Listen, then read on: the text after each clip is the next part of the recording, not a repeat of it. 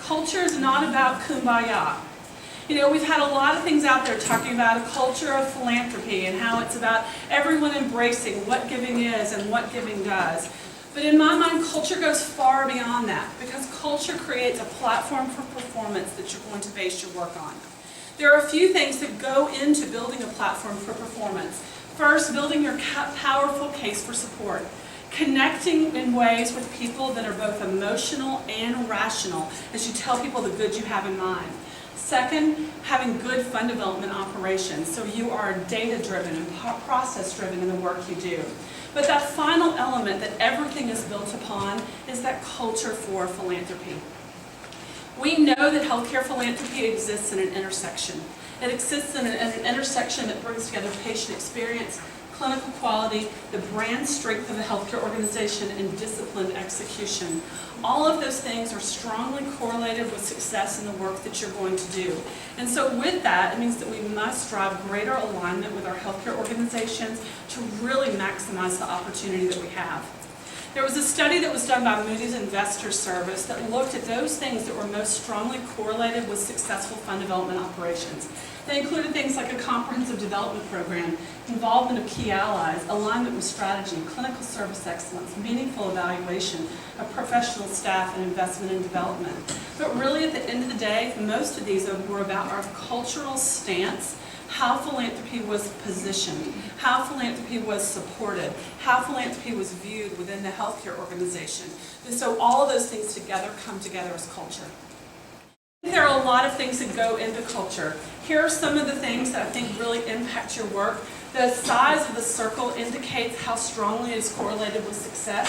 So some of the areas that we get into are things like key advocate engagement, excellent clinical service, having one inspiring brand that comes from synergy with marketing. There are a lot of things that are going to touch the work you do. So we're going to go through some of those today and talk about specific opportunities you have and about the specific implications that some of those areas have. So we'll start first with the most important lever, which is key advocate engagement. If you look at every other circle on this list, if you only drive one, this is the one to drive. Because this is the one that has the most impact on everything else, and it's the one that really facilitates performance.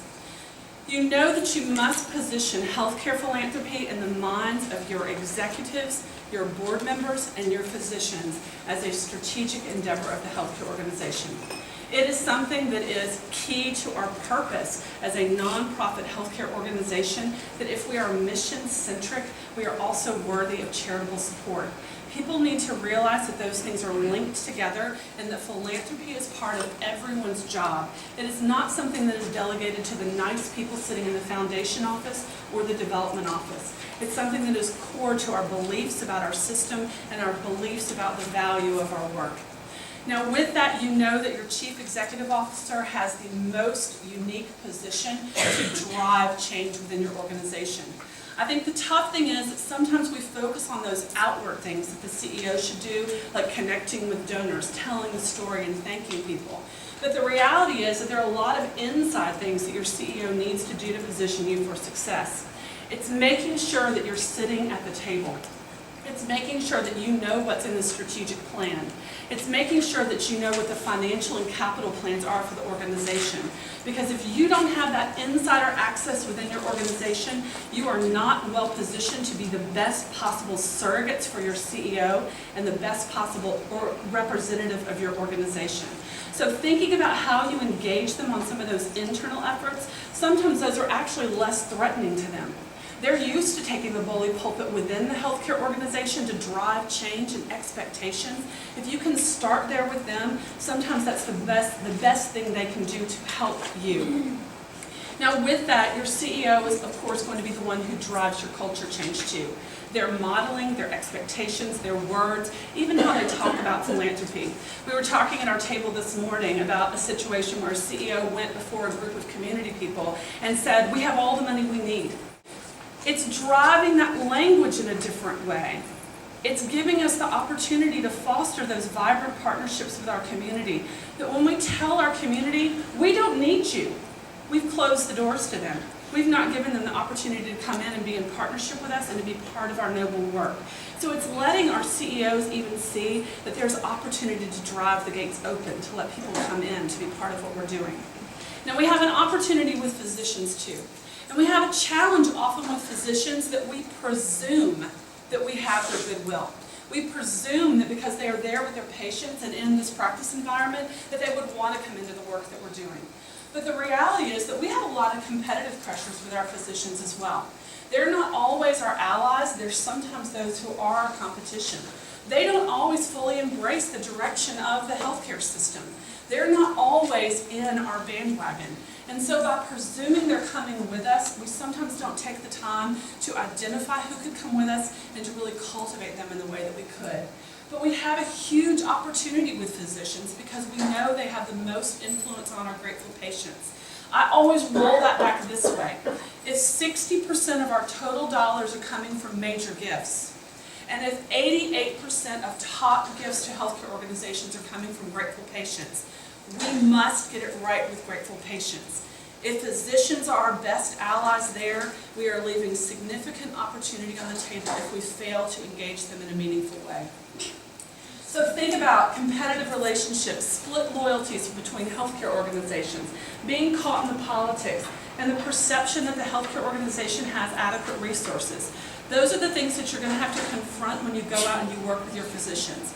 Your physicians are also really worried about the ethics of their engagement.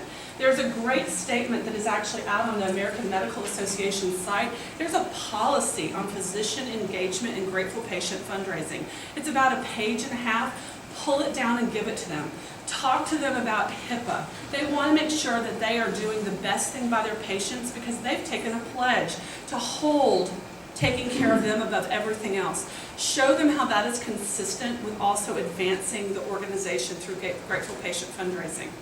And change your ambition with physicians. You don't need every physician in your organization.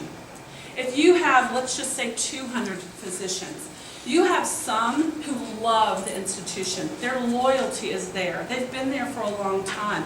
They're already donors. They're already engaged in the community. They're already the people that people look at with respect. Those are your greens. Go there first. It's like triage. It's also like major gift work.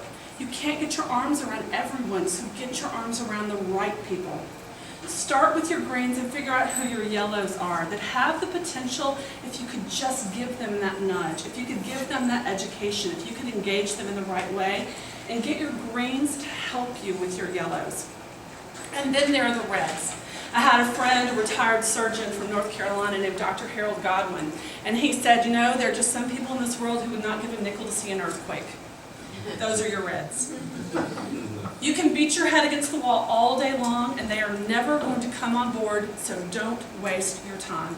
There's value to knowing who your reds are and knowing when to stop. So as you think about your ambition with physicians, think about taking a new approach. You know, there was a study that came out from Johns Hopkins that said going out and pushing education on them didn't make a difference. Going out and sending them emails saying, help us, didn't make a difference. What mattered was one-on-one coaching and mentoring. So go back and find 5. Go back and find 10. Go back and find a group you can really get your hands around and really focus your time on fostering their engagement. If they're with major service lines, even better. But you've got to start a wave. You can start it from the inside. Then you can think about your board members. Board members are another one of our under-optimized resources. A lot of us have been in a position where we are cajoling our board members to come along with us. And I think that's in part because while our organization has a vital mission, we have often failed to connect with the purpose of our board members. We have not asked them what their own personal values are. We've not asked them what drove them to come to the table, why they identified healthcare as being the way they wanted to extend the good they have in mind. It's worthy to talk to our board members about what they want to accomplish through their service there. When you talk to board members about their experience on healthcare foundations, they'll tell you that they go to long meetings where they listen to one-way reports, they rubber stamp business, they're given a cattle call to action, and they go home. They're not feeling the love, and that's why you're not either. So think about how you can more meaningfully engage your board members and give them the tools to be successful. I think on one hand, training is not a panacea. You've got to go in though and provide them the tools to be successful, because your board members will say, I'm uncomfortable raising money because I don't know how. But knowledge is not the only gap. You've got to fill the purpose gap first. So when you think about your board members, you also have to be unflinching, unswerving, unrelenting about the 3 fundamentals of giving time, talent, and treasure. So many of us compromise our values when we go and we recruit a new board member. We say, don't worry, it won't be that much work. We don't meet that often. Oh, you don't want to raise money? That's okay. There are other things you can do. Have moxie for your mission. To say, we think so highly of ourselves that you must be part of these things. If you go out and your board sets high standards and your board holds others accountable to those high standards, that's the way you start moving things. And your governing board is not off the hook. You know many of your governing boards created your foundation boards and your development councils to wash their hands of the distasteful task of fund development. However, your governing board is the group that is making strategic investments in the future of your healthcare organization, and that requires resources. Part of their fiduciary responsibility is to also ensure that those resources are available. We need to get philanthropy back in the big boardroom. You guys have often been positioned as the junior varsity, as the cheerleaders, as the rah-rah team to move things forward, but this is such an important issue that it needs to also be part of governance of a healthcare organization. There are ways that you can foster relationships between your board, but don't let this board off the hook. Things that you can do. First, be explicit about key advocate roles and commitments. Ensure advocates are trained about the rationale for philanthropy and about how to be effective. Recruit people to specific endeavors. Publicly praise participation, because people want to know that they added value when they came in. Create a better board experience. That's about everything from member selection to how you run your meetings, so when people come, they feel like their time was used in a high-value, high-impact way. Before we move on to foundation board experience, do any of you have any questions or thoughts about key advocates? Okay. So foundation board experience. We know that Jim Collins, who wrote the great book, Good to Great, was right. But one of the things that matters most is who is on the bus. That means we need to be very thoughtful in our recruitment. I've said it is not a place we put people who are nice. You know how that conversation rolls out. You're sitting around a table and people are doing nominations and they say, we should ask Susie, she's so nice. Nice is not enough. I also think it's time to throw out those crazy charts that you have that say what ethnicity people are and what geographic area they're from and what their professional skills are, because no one wants to be part of a quota.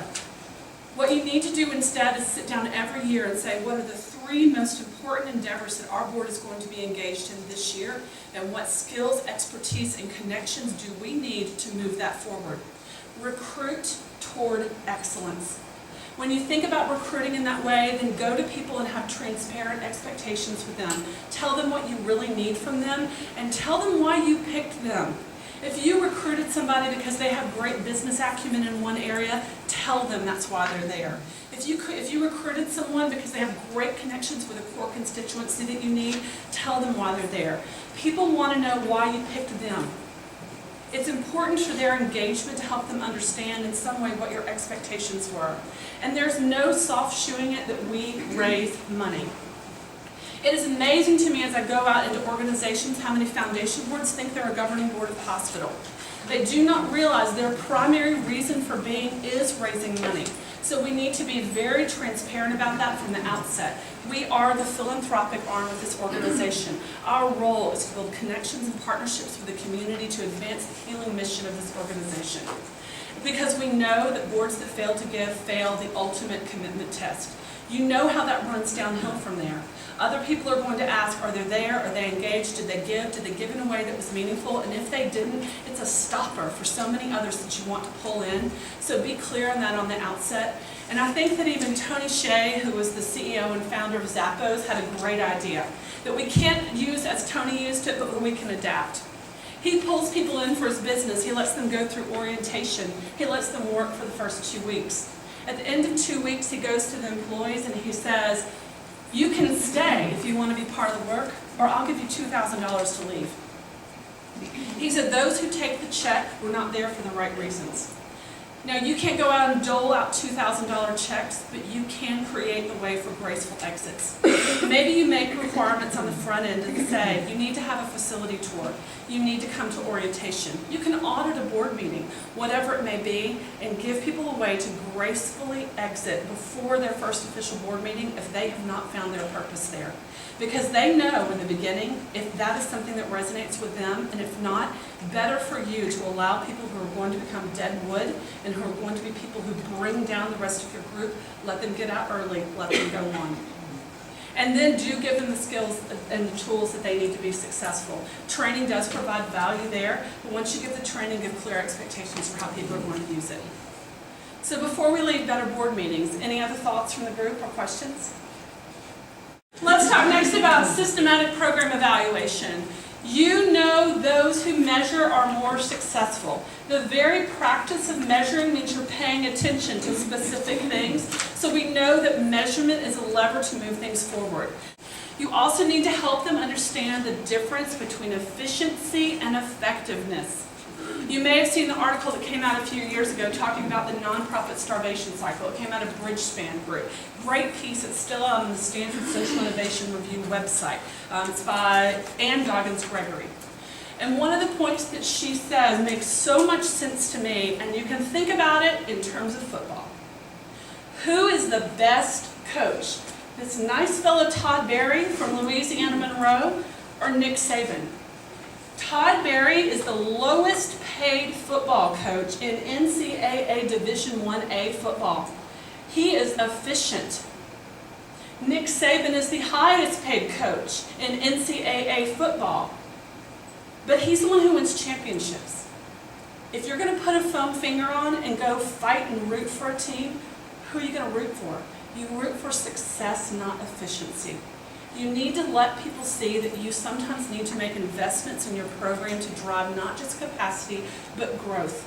You have a lot of programs that are evolutionary programs, even like Plan Giving, that are going to take an upfront investment but have a huge return on investment. You need to let people understand the difference between efficiency and effectiveness so you can drive true momentum and true ROI for your organizations. So some of the things you can do: monitor development metrics beyond total dollars raised. Establish non-financial metrics that show advancement, like visits, proposals presented, and other things, and set up systems that align incentives correctly. That can be tough because you all know the person with a portfolio who is gaming their portfolio to meet their metrics. So you need to make sure that you're setting things up, like, for example, a definition of a visit is not running into someone in the grocery store next to the butter. A visit is pre-planned and pre-purposed with specific outcomes that you're driving. We need to be explicit, unfortunately, so we don't allow people to take the poorly aligned incentives and to work the system. Next, excellent clinical service. Of course, if grateful patients are major gift donors, what happens within our walls in a patient care experience is incredibly important. We've known that anecdotally for a long time, but a couple of years ago I had the opportunity to participate in a survey where we looked at what some of those specific drivers were. And what it boiled down to was that the hospital provided excellent quality care, kind of a no-brainer. The hospital exceeded their expectation, but it turned on the fact that employees were excellent. They said building those personal relationships with your employees where they knew the name of their nurse and their nurse showed concern. Their nurse educated them well on what was going on. That was the principal driver on whether they decided to give or not. And when all these things were in alignment, the chance of someone giving to you doubled. So that has implications for how we work with our clinical front lines. We need to forge relationships with nurse managers and others that let them understand that part of our role is to help shore up that patient care experience. You've already seen a lot of concierge programs and visitation programs and other things, but think about how we can help drive excellence within our healthcare systems. It not only will help engender the feelings that drive philanthropy, but ultimately it's also going to impact our HCAP scores, that in a world where we are based on value and not volume has other implications for healthcare revenue.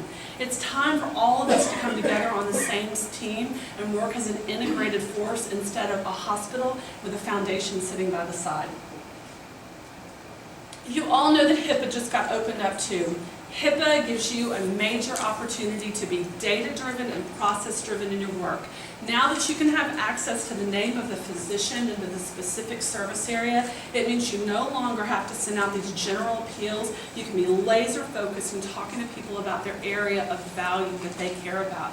Take that opportunity. When I talk to many of you, you say, we want to, but we can't. We're getting blocked by legal and we're getting blocked by compliance. This is another opportunity to go back to your CEO who has the bully pulpit of culture and say, here's the ruling, here's what I have appropriate access to, and here's how I'm going to use it. Because we all know that we need to be as efficient in our functionality as possible. There's an opportunity. So what can you do? Make sure your CEO, compliance officer, and legal team understand what you need. Utilize HIPAA-appropriate data, enhance customer service for patients with the ability to help, ensure your foundation has a proactive, integrated approach to grateful patient fundraising. It is more than just having a caregiver recognition program. There are a lot of implications beyond that. That's a great start. It's not the full enchilada. The next opportunity, employee understanding. A lot of times culture of philanthropy starts and stops here in talking about our engagement with our employees. But we know that we have the ability to deploy an army of advocates if we can get our employees involved. So we know that we need to position our mission as noble and our healthcare organization as a nonprofit that is worthy of charitable support. It helps overcome a lot of things. For example, the people that go to the nursing station and say, we had a great care experience here. I would love to express my gratitude. How can I do it? And the nurse manager says, the staff loves pizza. We need to get away from pizza and get to purpose. Give them the tools again to be successful. Think about going in and working with your caregivers to even script them so when they recognize that moment, they have the right words to say. That a patient comes to them and says, I'm so grateful for my care, I'd like to get involved. And they're able to say, many people who are grateful for the care experience here and want to be part of the mission decide to either give through volunteerism or by making charitable gifts to the organization. I'm happy to help connect you with the right people. Something that simple that lets you pass the ball in a meaningful way to let people really do the good that they have in mind. So create an accessible definition of giving. Philanthropy can sound very highfalutin, but it's about people giving and caring and sharing. Let people understand that that is something that is the capacity of anyone within our organizations, not those they perceive to have money. And provide education and tools. I love what the folks at East Tennessee Children's Hospital have done. They have script pads on all their nursing units that have information about giving, so they just have to rip a sheet off and give it to patients who are there. Using discharge folders when people go home with information about how you can give charitably on the back, because people don't throw away their discharge folders. They have their medical information and instructions in them. They tend to have a long shelf life. And even having project sheets up on the floors to say, here's all the information about our current case for support. Something that basic, but something people can put in their hands. The next thought is about structured community partnerships. You all know what a downer it is when a donor comes to you and says, I don't understand. You just told me that you need money for a very important project, and yet I saw you give an outbound gift to this other nonprofit organization. Why are you asking with one hand and giving with another hand? We need to be very thoughtful about the way we're engaging with our community. In most of our communities, we are going to be one of our largest employers, and we do have a role to be great community partners and to be great corporate citizens. However, we also need to be thoughtful about that giving. So there's a place to put process in, to talk about where do we give, why do we give, what impact do we expect from our giving. So for example, and when you have a charitable cause come in and say they want money, can you say, is it aligned with our healthcare purpose? Will it take care of the patients that we're otherwise taking care of? How do we see that this fits to our core mission too? So when donors see their giving, they realize it's part of our overall spectrum of care for our community and not something that's kind of a one-off aberration that is confusing. So within that, what priorities are you going to advance? How do they link to the mission advancement of the healthcare organization? What criteria do you use for evaluation? What's your outbound policy on giving? What process will you use to consider gifts? Part of your great process is making sure your development folks are at the table. You know a lot of these decisions are made by the marketing department. They don't have the sensitivity to what is going on necessarily with your other community partners and donors. Getting to the table is part of this. And what reporting or other requirements do you have of those you give money to as a healthcare organization? You all know that within your own foundations, you practice stewardship and you demonstrate impact. When our healthcare organizations give outbound giving, they should expect the same. And that way we can tell donors the outcomes and impact that we've invested in as a healthcare organization so they'll understand that it was a thoughtful procedure that we undertook. Strategically aligned projects are another huge opportunity. I can't tell you how many organizations I go into that are raising money for stuff. They say, well, we're a hospital. People should give to us. We do really good work. Well, a hospital is kind of a big black hole bucket. You've got to be able to tell people exactly what you're going to do, and you all know that major donors want to invest in the highest strategic priorities of a healthcare organization.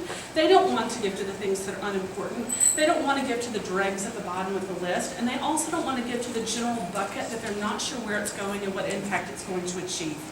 One of the tools that is extremely simplistic but I think can be helpful in working with your executives is just to throw up a simple quad box and say, okay, here's a project that you want to consider.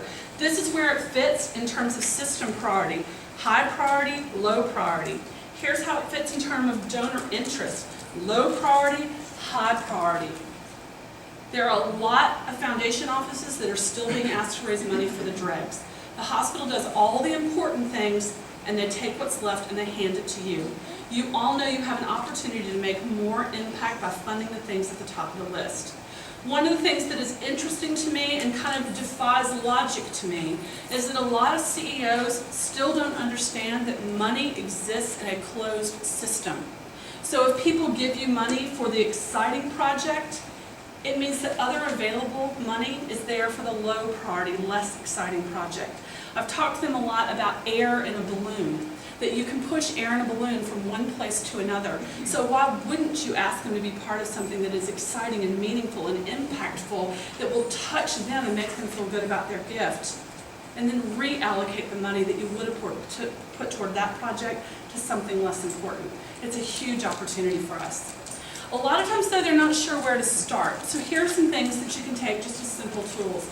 Take all of the potential funding priorities of your organization and put them into one of three buckets: strategy, mission, or mandate.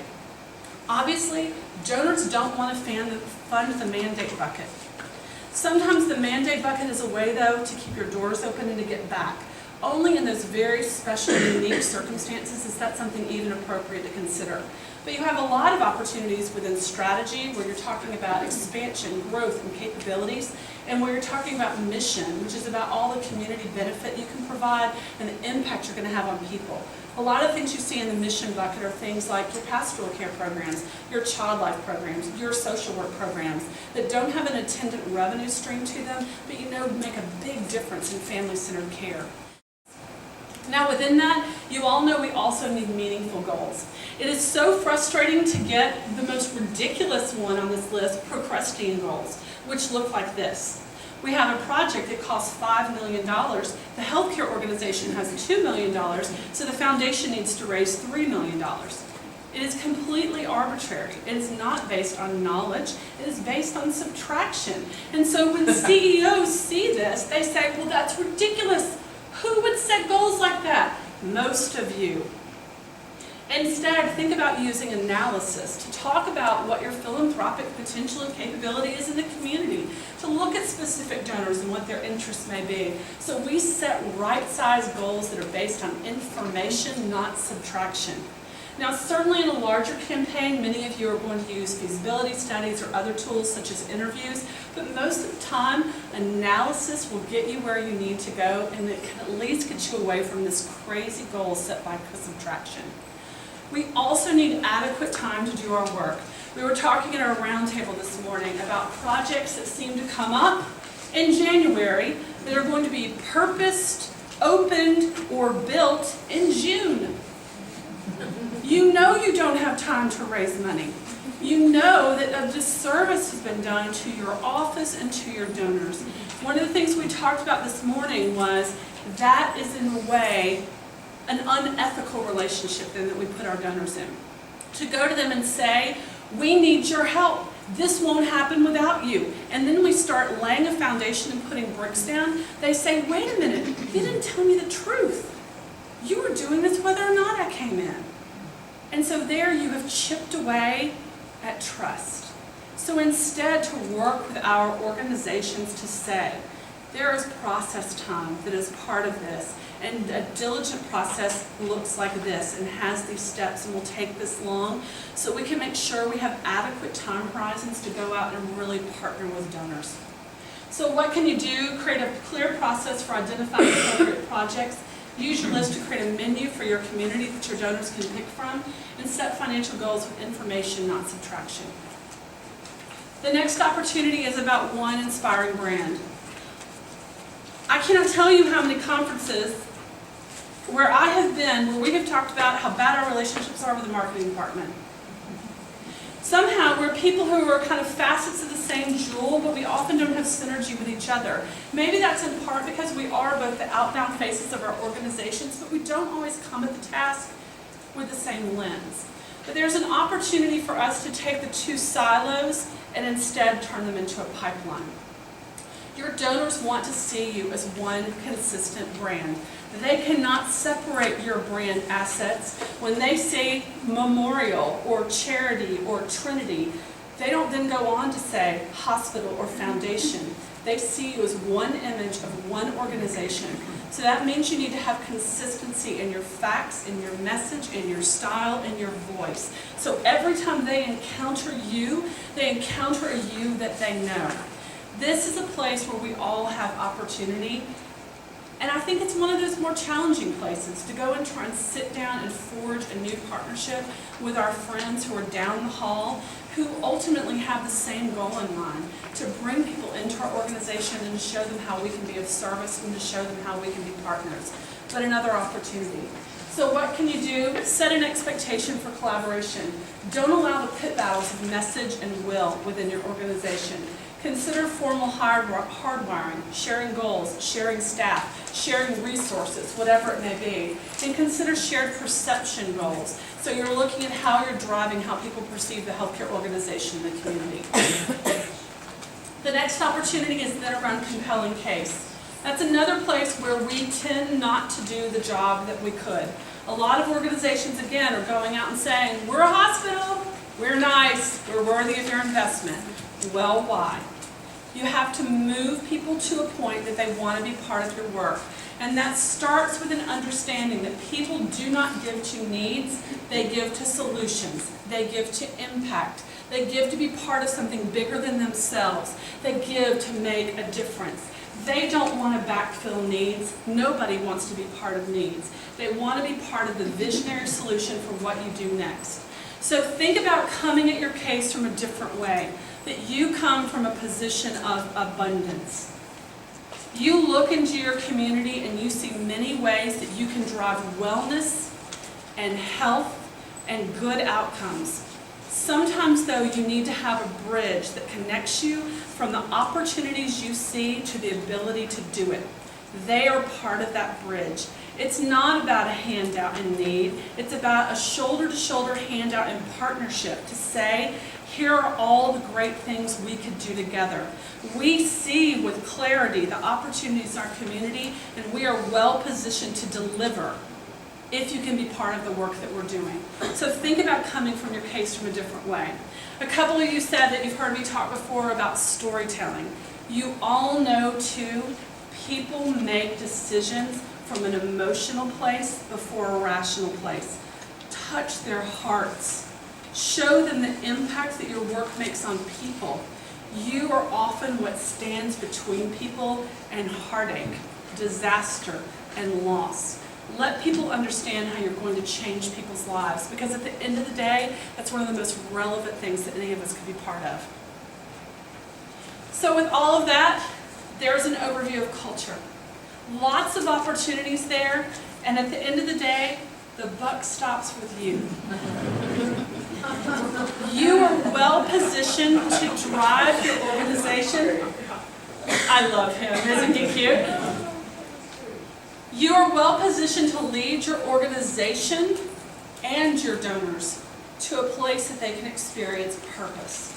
You are well positioned to make an impact on your healthcare organization, so take the opportunity to see what that transformational vision is and help other people see that place that they could go together. It is something that will take courage. It is something that certainly has risks. However, the opportunity that you have is something that's in the hands of both your staff, your board, your leaders, and your community.